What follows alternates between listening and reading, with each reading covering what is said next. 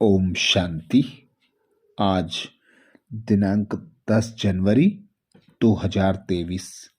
प्रातः मुरली बाप दादा मधुबन। बाबा बोले, मीठे बच्चे, तुम्हारा यह मर्जीवा जन्म है। तुम ईश्वर बाप से वर्षा ले रहे हो। तुम्हें बहुत बड़ी लॉटरी मिली है, इसलिए अपार खुशी में रहना है। बाबा समझाते, मीठे बच्चे, तुम्हारा यह मर्जीवा जन्म है। तुम ईश्वर बाप से वर्षा ले रहे हो। तुम्हें बहुत बड़ी लॉटरी मिली है, इसलिए अपार खुशी में रहना है। अर्थात स्वयं भगवान निराकार पिता परमात्मा भारत भूमि पर आते संगम युग पर ब्रह्मा तन का आधार लेकर हम बच्चों को ब्राह्मण मर्जीवा जन्म देते। तो बाबा कहते, सदा खुशी में रहो, स्मृति रखो कि यह संगम युग है। स्वयं भगवान हमारा बाप टीचर सदगुरु बनकर हमें मुक्ति, जीवन मुक्ति देने के लिए आया है। ईश्वर बाप से हम वर्षा ले रहे हैं, तो बाबा की श्रीमत पर चलना, बाबा की निरंतर याद में रहना, पुरानी दुनिया से, पुरानी देह से, सुख सुविधा के साधनों से, सर्व संबंधों के बंधनों से खुद को मुक्त करना, अर्थात मर जाना। पुरानी दुनिया से मर गए, नया मर्जीवा जन्म मिला। बाबा ने एडॉप्ट किया। बाबा ने जो श्रेष्ठ कर्म दिया, जो श्रेष्ठ श्रीमत दी, उस श्रीमत के अनुसार श्रेष्ठ कर्म करते रहना, सदा खुशी में रहना, सदा प्राप्तियों के नशे में रहना कि हमें सतयुग की लॉटरी प्राप्त हुई है। 21 जन्म के लिए हम बच्चे संपन्न संपूर्ण बनकर सर्व प्राप्तियों से संपन्न होंगे। इसी खुशी में रहना है। प्रश्न किया बाबा ने, अपने आप को कौन सी समझानी दो तो चिंता समाप्त हो जाएगी, गुस्सा चला जाएगा। अपने आप को कौन सी समझानी दो तो चिंता समाप्त हो जाएगी, गुस्सा चला जाएगा। उत्तर में बाबा समझाते, हम ईश्वर की संतान हैं। हमें तो बाप समान मीठा बनना है। जैसे बाबा मीठे रूप से समझानी देते, गुस्सा नहीं करते, ऐसे हमें भी आपस में मीठा रहना है। लून पानी नहीं होना है, क्योंकि जानते हैं जो सेकेंड पास हुआ वह ड्रामा में पार्ट था। चिंता किस बात की करें? ऐसे ऐसे अपने को समझाओ तो चिंता खत्म हो जाएगी, गुस्सा भाग जाएगा। अर्थात बाबा स्वयं आकर भारत भूमि पर हम बच्चों को ब्राह्मण बनाते। हम बच्चों को एक राज्य, एक धर्म, अर्थात स्वर्ग में राजाई प्रदान करने आते। तो बाबा कहते, स्वर्ग में कोई किसी से लून पानी नहीं होते, एक दो से भाईचारे से रहते हैं, बहुत मीठे होकर रहते हैं। बाबा आकर हम बच्चों को आप समान बनाते। तो बाबा कहते, जैसे शिव बाबा मीठे हैं, सब बच्चों से निस्वार्थ स्नेह करते हैं, ऐसे तुम बच्चों को भी बहुत मीठा बनना है। बाप समान मीठा, गुणों का सागर, ज्ञान का सागर बनना है। तो बाबा कहते, कभी एक दो से लून पानी नहीं होना, बहुत मीठे होकर रहना है। क्योंकि गुस्सा करेंगे, लून पानी होंगे तो कल्प कल्प के लिए यह ड्रामा में नूंद हो जाएगी और पदभ्रष्ट हो जाएगा। तो जैसे बाबा मीठे होकर रहते हैं, हर बच्चों को मीठा बच्चा, मीठे बच्चे कहकर पुकारते हैं, कभी गुस्सा नहीं होते, ऐसे ही बाप समान मीठा बनना है। तो सब चिंताएं भाग जाएंगी और गुस्सा भी भाग जाएगा। गीत सुनाया बाबा ने, यही बहार के दिन है। ओम शांति। यह है ईश्वरीय संतान की खुशियों का गायन। तुम इतना खुशी का गायन सतयुग में नहीं कर सकेंगे। अभी तुमको खजाना मिल रहा है। यह है बड़े ते बड़ी लॉटरी। जब लॉटरी मिलती है तो खुशी होती है। तुम फिर इस लॉटरी से जन्म जन्मांतर स्वर्ग में सुख भोगते रहेंगे। बाबा कहते, तुम फिर इस लॉटरी से जन्म जन्मांतर स्वर्ग में सुख भोगते रहते हो। यह है तुम्हारा मरजीवा जन्म। जो जीते जी मरते नहीं, उनका मरजीवा जन्म नहीं कहेंगे। उन्हों को तो खुशी का पारा भी चढ़ नहीं सकता जब तक मरजीवा नहीं बने हैं, अर्थात बाप को अपना नहीं बनाया है, तब तक पूरा वर्षा भी नहीं मिल सकता। जो बाप के बनते हैं, जो बाप को याद करते हैं, उनको बाप भी याद करते हैं। तुम हो ईश्वरीय संतान। तुम्हें नशा है कि हम ईश्वर बाप से वर्षा अथवा वर ले रहे हैं, जिसके लिए भक्त लोग भक्ति मार्ग में धक्का खाते रहते हैं।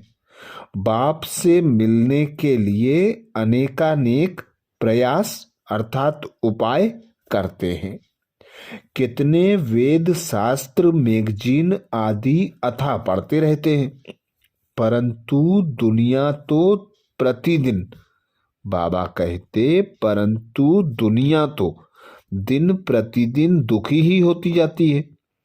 इनको तमो प्रधान होना ही है। यह बबुल ट्री है ना, बबुल नाथ फिर आकर कांटों से फूल बनाते हैं। कांटे बहुत बड़े बड़े हो गए हैं, बड़े जोर से लगते हैं। उनको अनेक प्रकार के नाम दिए हुए हैं। सतयुग में तो होते नहीं। बाप समझाते हैं, यह है कांटों की दुनिया। एक दो को दुख देते रहते हैं। घर में बच्चे भी ऐसे कपूत निकल पड़ते हैं जो बात मत पूछो। माँ बाप की बहुत, बाबा कहते, माँ बाप को बहुत दुखी करते हैं। सभी कोई एक समान भी नहीं होते। सबसे जास्ती दुख देने वाला बाबा पूछते कौन है? मनुष्य यह नहीं जानते। बाप कहते हैं, इन गुरुओं ने परमात्मा की महिमा गुम कर दी है। हम तो उनको, उनकी बहुत महिमा करते हैं। वह परम पूज्य परम पिता परमात्मा है। शिव का चित्र भी बहुत अच्छा है, परंतु बहुत लोग ऐसे हैं जो मानेंगे नहीं कि शिव कोई ऐसा ज्योतिर्बिंदु है, क्योंकि वह तो आत्मा सो परमात्मा कह देते हैं। परंतु बहुत लोग ऐसे हैं, बाबा कहते, परंतु आत्मा अति सूक्ष्म है, जो भ्रकुटी के बीच में बैठी है। फिर परमात्मा इतना बड़ा आकार वाला कैसे हो सकता है? बहुत विद्वान आचार्य लोग बीके पर हंसी उड़ाते हैं कि परमात्मा का ऐसा रूप तो हो ही नहीं सकता। वह तो अखंड ज्योतिर्मय, बाबा कहते, वह तो अखंड ज्योतिर्मय तत्व हजारों सूर्यों से भी तेजोमय है। वास्तव में यह रॉन्ग है। इनकी राइट महिमा तो बाप खुद ही बताते हैं। वह मनुष्य सृष्टि का बीज रूप है। यह सृष्टि एक उल्टा झाड़ है। सतयुग त्रेता में उनको कोई याद नहीं करते। मनुष्यों को जब दुख होता है तब उनको याद करते हैं, हे भगवान, हे परम पिता परमात्मा, रहम करो। सतयुग त्रेता में तो कोई रहम मांगने वाला होता नहीं। वह है बाप रचयिता की नई रचना। इस बाप की महिमा ही अपरम अपार है। ज्ञान का सागर पतित पावन है। ज्ञान का सागर है तो जरूर ज्ञान दिया होगा। वह सत चित आनंद स्वरूप है, चैतन्य है। ज्ञान तो चैतन्य आत्मा ही धारण करती है। समझो हम शरीर छोड़ जाते हैं तो आत्मा में ज्ञान के संस्कार तो होते ही हैं। बच्चा बनेंगे तो भी वह संस्कार होंगे, परंतु आर्गन्स छोटे हैं तो बोल नहीं सकते। आर्गन्स बड़े होते हैं तो याद कराया जाता है तो स्मृति में आ जाता है। छोटे बच्चे भी शास्त्र आदि कंठ कर लेते हैं। यह भी सभी अगले जन्म के संस्कार हैं। अब बाप हमको अपना ज्ञान का वर्षा देते हैं। सारे सृष्टि का ज्ञान इनके पास है, क्योंकि बीज रूप है। हम अपने को बीज रूप नहीं कहेंगे। बीज में जरूर झाड़ के आदि मध्य अंत का ज्ञान होता होगा ना। तो बाप खुद कहते हैं, मैं हूं सृष्टि का बीज रूप। इस झाड़ का बीज ऊपर है। वह बाप सतचित आनंद स्वरूप ज्ञान का सागर है। सृष्टि के आदि मध्य अंत का ही उसमें ज्ञान होगा, नहीं तो क्या होगा? क्या शास्त्रों का ज्ञान होगा? वह तो बहुतों में है। परमात्मा की तो जरूर कोई नई बात होगी ना, जो कोई विद्वान आदि नहीं जानते। कोई से भी पूछो इस सृष्टि रूपी झाड़ की उत्पत्ति, पालना, संहार कैसे होता है, इनकी आयु कितनी है, यह कैसे वृद्धि को पाता है, बिल्कुल कोई समझ नहीं सकता। बाबा कहते बिल्कुल कोई नहीं समझ सकता है। एक गीता ही है सर्वशास्त्रमयी शिरोमणि, बाकी तो सब हैं उनके बाल बच्चे। जबकि गीता पढ़ने से भी कुछ नहीं समझते तो बाकी शास्त्र पढ़ने से फायदा ही क्या? वर्षा तो फिर भी गीता से मिलना है। अब बाप सारे ड्रामा का राज समझाते हैं। बाप पत्थर बुद्धि से पारस बुद्धि बनाए पारसनाथ बनाते हैं। अब तो सब पत्थर बुद्धि पारसनाथ हैं, परंतु वह अपने को बड़े बड़े टाइटल देकर अपने को पारस बुद्धि समझ बैठे हैं।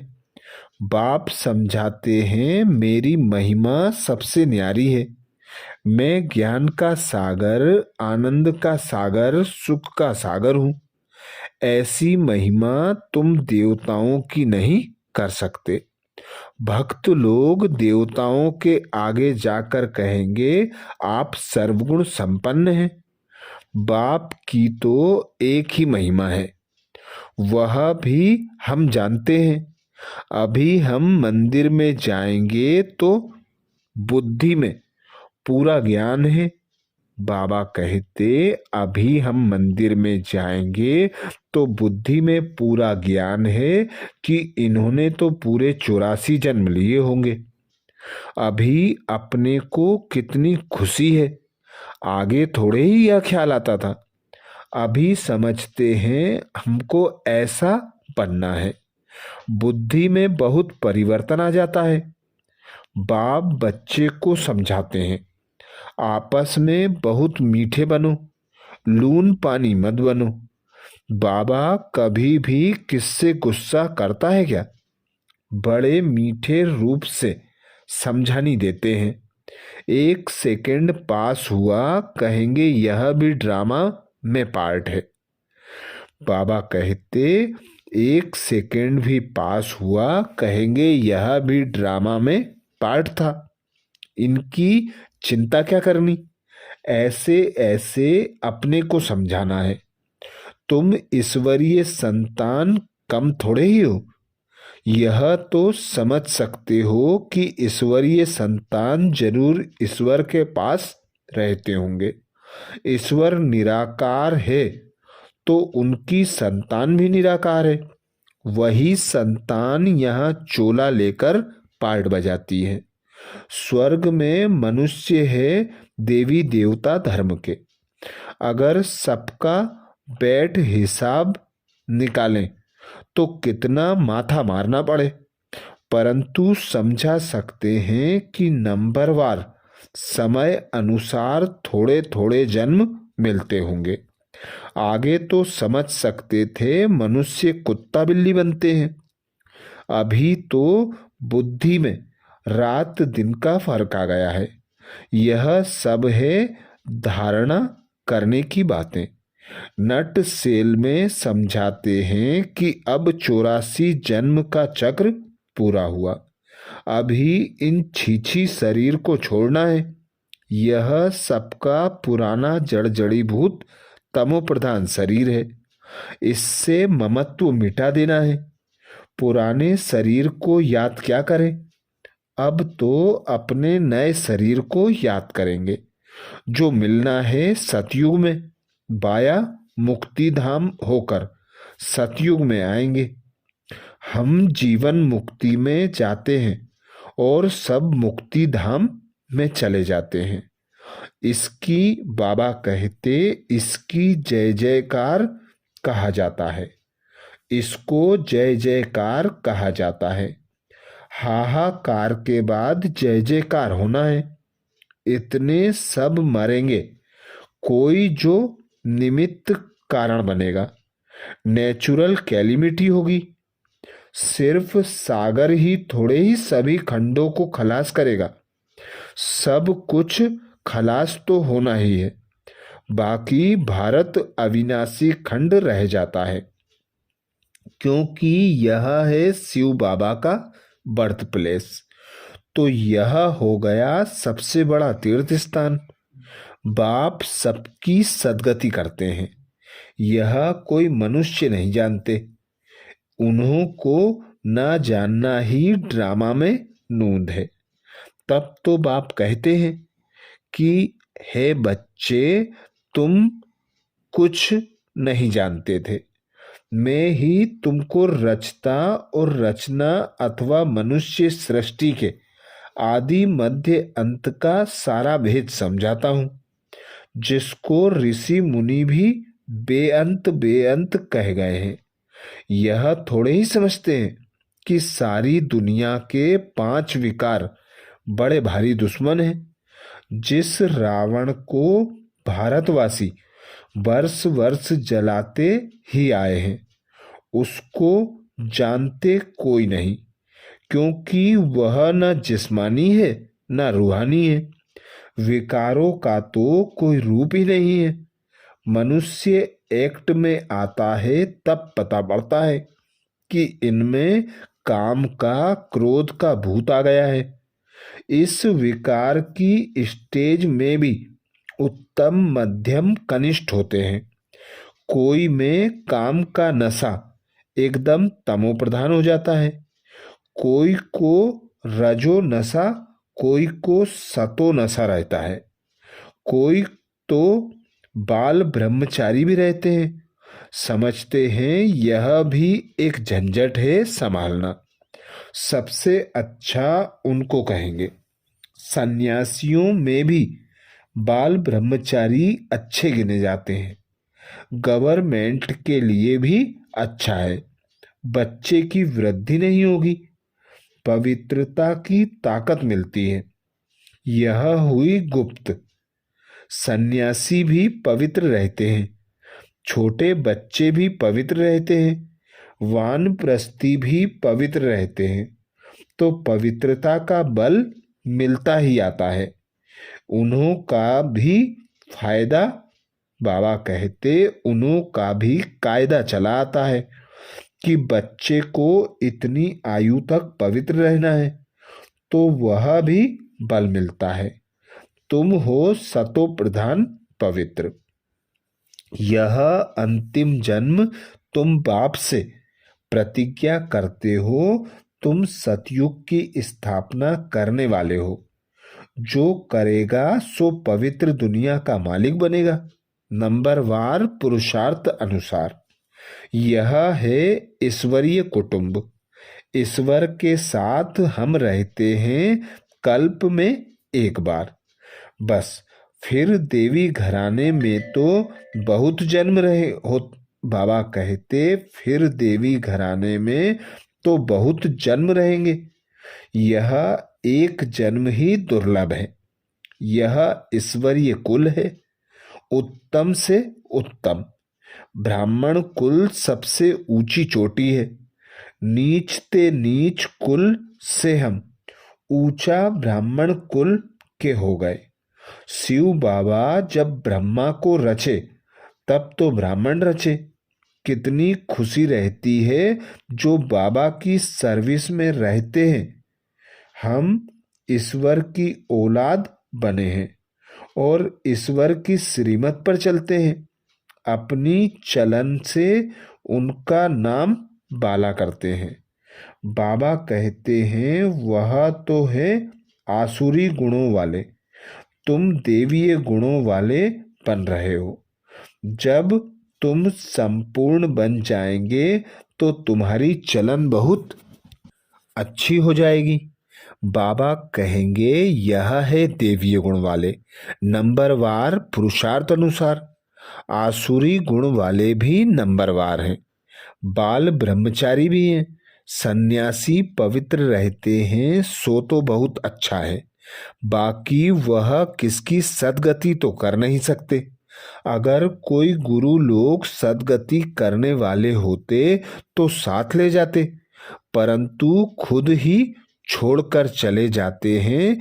यहाँ यह बाप कहते हैं मैं तुमको साथ ले जाऊंगा, मैं आया ही हूं तुमको साथ ले जाने के लिए। वह तो ले नहीं जाते, खुद ही गृहस्थी के पास जन्म लेते रहते हैं। संस्कारों के कारण फिर सन्यासियों के झुंड में चले जाते हैं। नाम रूप तो हर जन्म में बदलता रहता है। यह अभी तुम बच्चे जानते हो कि सतयुग में यहाँ के पुरुषार्थ अनुसार पद होगा। वहाँ यह मालूम नहीं होगा कि हमने यह पद कैसे पाया। यह तो अभी पता है। जिसने जैसे कल्प पहले पुरुषार्थ किया था वैसा ही अब करेंगे। बच्चों को साक्षात्कार भी कराया हुआ है कि वहाँ शादी आदि कैसे होती है। बड़े बड़े मैदान बगीचे आदि होंगे। अब तो भारत में ही करोड़ों की आबादी है, वहाँ तो कुछ लाख ही रहते हैं। वहाँ थोड़े ही इतनी मंजिलों वाले मकान होंगे। यह अभी है क्योंकि जगह नहीं है। वहाँ इतनी सर्दी नहीं होगी, वहाँ दुख की निशानियां भी नहीं होंगी, ना बहुत गर्मी होती जो पहाड़ों पर जाना पड़े। नाम ही है स्वर्ग। इस समय मनुष्य कांटों के जंगल में पड़े हैं। जितना सुख की चाहना करते हैं उतना दुख बढ़ता जाता है। अब बहुत दुख होगा, लड़ाई होगी तो खून की नदियां बहेंगी। अच्छा, यह मुरली सब बच्चों के आगे सुनाई। सम्मुख सुनना, नंबर 1 टेप से सुनना, नंबर 2।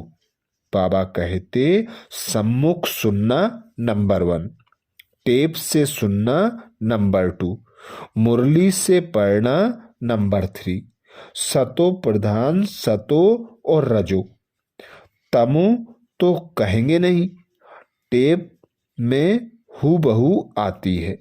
अच्छा, बाप दादा और मीठी माँ का सिकिल देह बच्चों को याद प्यार और गुड मॉर्निंग, रूहानी बाप की रूहानी बच्चों को नमस्ते।